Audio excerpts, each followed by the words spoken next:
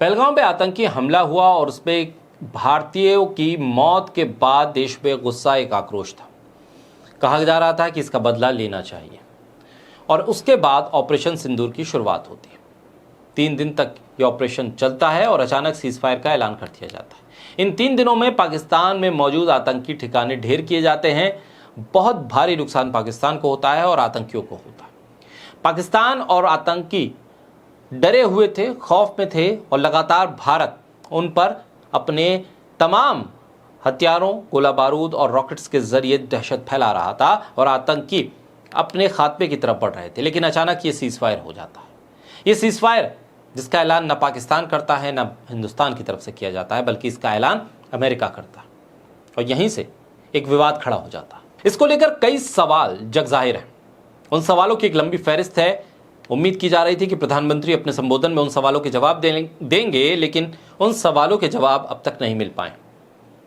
न सरकार इस बात को स्पष्ट कर पाई है कि आखिर ये सीजफायर किसके कहने पर हुआ, कहां हुआ, कौन लोग शामिल थे, किसने बातचीत की और सीजफायर की वजह क्या है। जब हम जीत की तरफ बढ़ रहे हैं तो अचानक कदमों को पीछे खींच लेने की वजह क्या है। प्रधानमंत्री मोदी की छवि पिछले 11 सालों में बीजेपी और बीजेपी के आईटी सेल ने एक मजबूत नेता, एक ऐसे नेता के तौर पर बनाई थी जो नेता जो कहता है वो कर देता है, वो फैसले लेता है, वो मीटिंग या बैठकों के जरिए फैसलों को टालता नहीं। लेकिन इस सीजफायर ने उनकी छवि को धक्का पहुंचाया। उनकी एक लीडरशिप वाली छवि को धक्का लगा। इसकी वजह यह है कि सीजफायर जिसको लेकर तमाम तरह के सवाल हैं, वो सवाल विपक्ष नहीं बल्कि बीजेपी और प्रधानमंत्री मोदी के समर्थक खुद पूछ रहे हैं। प्रधानमंत्री मोदी के समर्थन करने वाला तबका विरोध में है इस सीजफायर के, गुस्से में। वो पूछ रहा है कि आखिर बीजेपी के होते हुए, प्रधानमंत्री नरेंद्र मोदी के होते हुए ये फैसला क्यों लिया गया, किसने लिया। और एक वक्त में तो इंदिरा गांधी को लेकर सोशल मीडिया पर ट्रेंड चलने लगा, जिसके समर्थन में बीजेपी के समर्थक वर्ग ने बढ़ चढ़कर हिस्सा लिया। पूर्व सैनिक लगातार इस सीजफायर के खिलाफ आवाज उठा रहे हैं। जीडी बख्शी जैसे पूर्व सैनिक जो प्रधानमंत्री मोदी के समर्थक माने जाते थे, बीजेपी कैंप के माने जाते थे, उनके सरकार के फैसलों का समर्थक माने जाते थे, वो भी सरकार के इस फैसले से नाराज हैं, गुस्से में। और इस कड़ी में कई नाम जुड़ते चले जा रहे हैं, एक के बाद एक नाम इसमें ऐड हो रहा है। एक नाम और जुड़ा, प्रदीप सक्सेना, जो एक रिटायर्ड आर्मी कर्नल हैं। इनके एक्स पर जो बायो है उससे पता चलता है कि ये बांग्लादेश और कारगिल की लड़ाई में शामिल रहे, असम, पंजाब और कश्मीर में आतंक विरोधी ऑपरेशंस में भी ये शामिल रहे।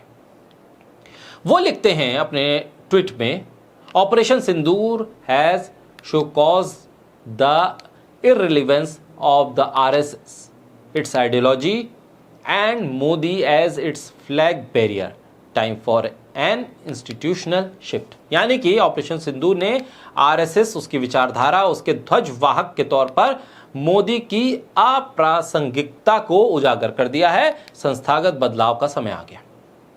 इररिलेवेंट मानने लगे हैं पूर्व फौजी प्रधानमंत्री मोदी को। वो कहने लगे हैं कि बातें तो बहुत करते थे, 2014 से पहले कहते थे कि अमेरिका क्यों जा रहे हैं, अमेरिका जाकर क्यों रोते हो, पाकिस्तान जाओ जाना है तो। और अब अमेरिका सबसे पहले सीजफायर का ऐलान करता है, भारत के प्रधानमंत्री सबसे आखिर में इस बात का ऐलान करते हैं। ये बात बीजेपी के उस तबके को भी हजम नहीं हो रही है जो 2014 से और उससे पहले से लगातार नरेंद्र मोदी की वकालत करता रहा है, हर सही गलत फैसले को जस्टिफाई करता रहा है, उसको भी हजम नहीं हो रही। अब जिस तरह का ट्रेंड चल रहा है उसमें जो बातें सामने आ रही हैं सोशल मीडिया के जरिए, उसमें साफ तौर पर यह गुस्सा बीजेपी और प्रधानमंत्री मोदी को लेकर है।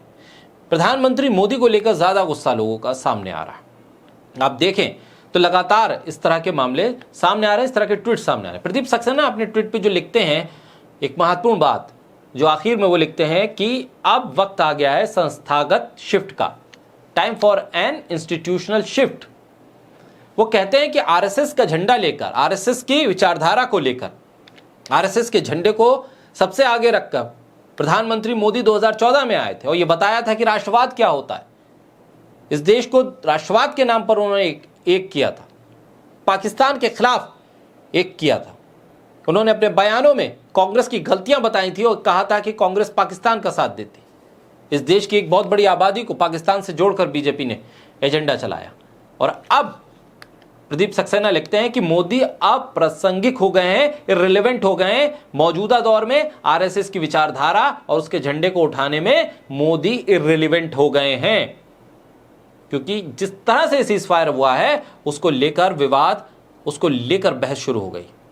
आखिर में वो कहते हैं कि संस्थागत बदलाव का समय आ गया है, यानी इंस्टीट्यूशनल चेंज का वक्त आ गया है। अब प्रधानमंत्री के तौर पर नरेंद्र मोदी को हट जाना चाहिए, इसका भाव वो बताने की कोशिश कर रहे हैं। हालांकि 75 साल के उम्र का बैरियर भी सामने है और ऐसे में अगली बार अगला प्रधानमंत्री कौन हो सकता है, बीजेपी अगर चुनाव लड़कर सत्ता में आती है तो, इस पर भी बहस छिड़ गई है। लोग योगी आदित्यनाथ को आगे कर रहे हैं, लेकिन अभी तक कोई संकेत ऐसे नहीं है कि बीजेपी नरेंद्र मोदी को पीछे करके उनका इस्तीफा ले, या ऑपरेशन सिंदूर को लेकर बीजेपी अपने आप को बैकफुट पर दिखाने की कोशिश करे। बीजेपी अभी भी अपने आप को फ्रंट फुट पर दिखाना चाहती है, लेकिन हो नहीं पा रहा है। और इसमें जिस तरह से कहा गया है कि संस्थागत चेंज की जरूरत है, यानी कि नए चेहरे के तौर पर कोई और व्यक्ति कुर्सी संभाले। सवाल यह भी है कि जितने भी विपक्षी पार्टियों के साथ बैठक हुई इस ऑपरेशन सिंदूर के दौरान, सर्वदलीय बैठक, उसमें प्रधानमंत्री नहीं थे। प्रधानमंत्री, बीजेपी कह रही थी, सरकार कह रही थी प्रधानमंत्री पल पल की अपडेट ले रहे हैं, हर चीज पर नजर बनाए हुए हैं, डायरेक्शन भी दे रहे हैं और सुन भी रहे हैं, लेकिन वो सर्वदलीय बैठक में नहीं थे। ये एक बहुत बड़ा गंभीर सवाल है कि आप सर्वदलीय बैठक में मौजूद क्यों नहीं, जबकि विपक्ष कह रहा है कि हम हर पल आपके साथ हैं। और विपक्ष ने कोई बयान भी नहीं दिया, हमेशा यही कहा ऑपरेशन सिंदूर के दौरान कि हम सरकार के साथ हैं, सरकार को जो मर्जी चाहे वो करना है करिए, हम आपके साथ खड़े। लेकिन प्रधानमंत्री वहां नहीं थे, विपक्ष भी सवाल उठा रहा है। और अब रिटायर्ड जो सेना से जुड़े हुए लोग हैं, कर्नल, ब्रिगेडियर, उस रैंक के लोग, वो तमाम लोग इंस्टीट्यूशनल शिफ्ट की बात कर रहे हैं, गुस्सा दिखा रहे हैं, सीज़फायर को लेकर सवाल कर रहे हैं।